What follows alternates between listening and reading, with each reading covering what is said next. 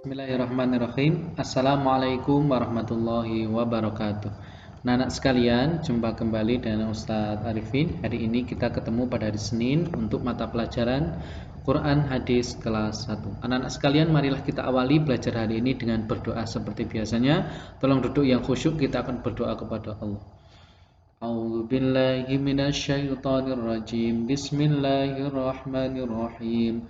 Raditu billahi rabba wa bil islami dina wa bi Muhammadin nabiyya wa rasula. Rabbi zidni ilma warzuqni fahma. Amin. Baiklah anak-anak sekalian, kita akan lanjutkan hari ini pada mata pelajaran Quran Hadis, yaitu kita masih berada di bab ketiga tentang pelajaran hadis, ada di halaman 37 sampai dengan 39. Kan tetapi anak-anak sekalian, Ustadz Arifin sebelum mengawali pelajaran, Ustadz Arifin akan mengawalinya dengan sebuah cerita. Cerita ini berdasarkan kisah nyata pada zamannya Rasulullah. Suatu ketika Rasulullah Shallallahu Alaihi Wasallam bersama para sahabat sedang berjalan kaki. Dia sedang menuju ke sebuah pasar. Kemudian di dekat pasar dia melihat, Rasulullah melihat ada bangkai kambing. Ya, bangkai itu hewan yang sudah mati. Bangkai kambing, kemudian kakinya patah, matanya sudah rusak atau buta. Nah, jadi dia sudah bangkai, tapi kakinya juga udah patah, matanya udah rusak atau buta. Kemudian Rasulullah menarik perhatian para sahabat dengan berkata, sahabat-sahabatku, apakah kalian mau apabila disuruh untuk membeli kambing ini? Dia menunjuk bangkainya tadi. Jelas para sahabat langsung menjawab, enggak mau Rasulullah. Itu aja kalau masih hidup, bukan bangkai kok matanya buta, kakinya patah, kami enggak mau beli. Kemudian Rasulullah melanjutkan, gimana kalau ini dikasihkan sama kalian? Tidak usah beli, ini dikasih. Jawabnya para sahabat, tidak mau Rasulullah. Bahkan dikasih pun kami tetap tidak mau, karena dia sudah menjadi bangkai, kakinya rusak, patah, matanya juga rusak dan buta. Kemudian Rasulullah melanjutkan, dia mengatakan seperti ini, ada pelajaran berharga. Demi Allah, sesungguhnya memakan bangkai ini itu lebih ringan daripada siksaannya nanti ketika orang-orang menggunakan lisannya untuk berbuat yang tidak baik. Sekali lagi, ancamannya Rasulullah adalah makan bangkai itu lebih baik besok di neraka daripada hukuman buat orang-orang yang tidak menjaga lisannya.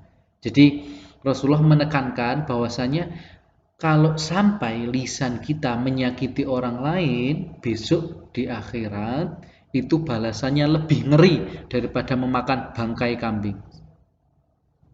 Jadi kalau kita ngomong tidak baik dan menyakiti orang, itu balasannya lebih ngeri daripada makan bangkai kambing. Bayangkan, ada yang mau anak-anak bangkai kambing? Ustadz Arifin jelas tidak mau, apalagi anak-anak sekalian. Jelas bangkai itu tidak enak, udah bau busuk. Apalagi bangkai yang sudah di pinggir jalan, kakinya patah, kemudian lain sebagainya, sangat menjijikkan. Nah, itu adalah kisah tentang peringatan Rasulullah tentang pentingnya menjaga lisan. Anak-anak tahu kan lisan? Lisan itu ini. Lisan itu adalah mulut, ucapan, pembicaraan. Nah, kita akan lanjutkan ke materi Al-Quran Hadis pada hari ini. Kita mulai dengan membaca bersama-sama materi yang ada di buku. Anak-anak boleh baca yang ada di sini jika kelihatan. Hadis tentang menjaga lisan. Kita baca bagian bawah. Melafalkan hadis. Anak-anak, tahukah kamu bahaya lisan atau lidah? Bareng Ustaz Arifin bacanya ya. Lisan atau lidah adalah alat untuk berbicara. Sejak kecil, kamu dilatih berbicara yang baik agar terbiasa mengucapkannya ketika besar. Berbicara atau berkata yang baik disukai banyak orang. Rasulullah bersabda, amsik alaika lisanak. Artinya, jagalah atasmu lisanmu. Ustaz Arifin, kenapa kok enggak baca lisanaka? Karena ketika akhir dari bacaan itu diwakafkan. Maka dibaca sukun, maka dibaca lisanak boleh. Amsik alaika lisanak. Itu adalah hadis tentang jagalah atasmu lisanmu. Nah, penjelasan pertama adalah anak-anak sekalian, bahaya lisan itu sangat mengerikan. Lisan itu apa? Lisan itu atau lidah itu adalah alat untuk berbicara. Maka anak-anak sekalian harus mulai dari kecil, harus berlatih berbicara yang baik supaya terbiasa ketika besar. Karena apa anak-anak sekalian perlu diketahui bahasanya bisa karena terbiasa. Bisa karena terbiasa. Kalau kecil terbiasa ngomong kasar, teriak-teriak, marah-marah, ketika besar akan seperti itu. Maka anak-anak sekalian mulai dari sekarang berlatih untuk menggunakan lisan, yaitu dengan menjaga lisan. Rasulullah memperingatkan, jagalah atasmu lisanmu. Ini lisan ini siapa yang bisa jaga? Kita sendiri, bukan orang lain. Nah, maka kita harus menjaga lisannya. Kemudian kita lanjutkan di halaman selanjutnya ada kosakata amsik, artinya jagalah, alaika atasmu, lisanak itu lisanmu atau lidahmu, lisan, lisana.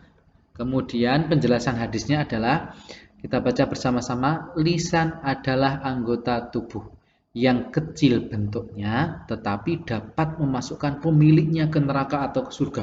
Mengerikan anak-anak.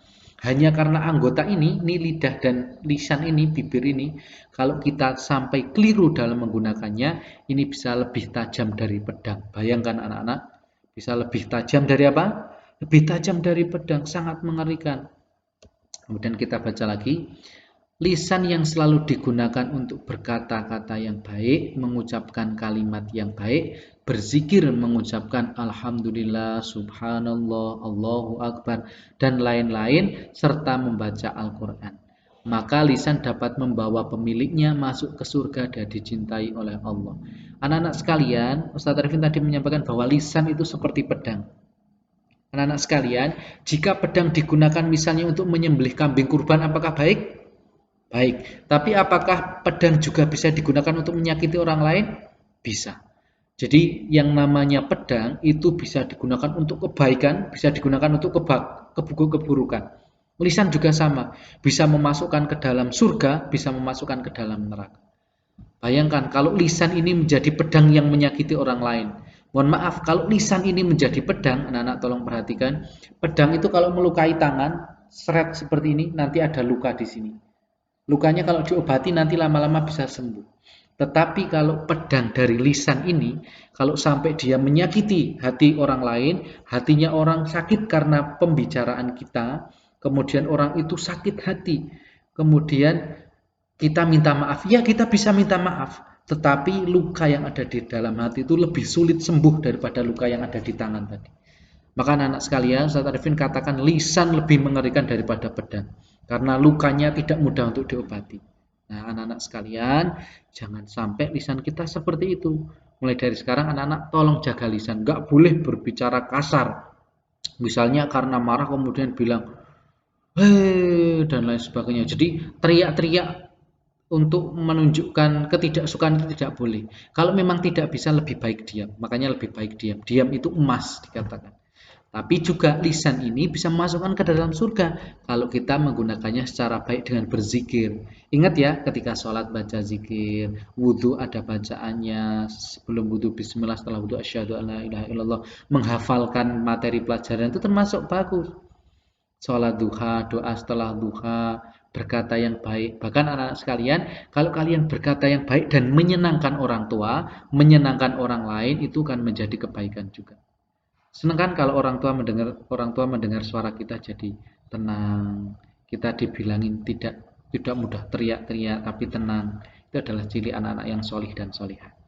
Kita lanjutkan anak-anak sekalian. Namun lisan yang digunakan berkata jorok, kasar, mencela, berkata dusta dan lain-lain maka dapat membawa pemiliknya masuk ke neraka. Tadi sudah Ustaz Arifin jelaskan. Hati-hatilah terhadap lisan karena apa yang dikatakan lisan dicatat oleh malaikat. Anak-anak sekalian, kalau anak-anak tahu CCTV itu dia bisa merekam setiap kejadian, tetapi tidak bisa selama-lamanya merekam.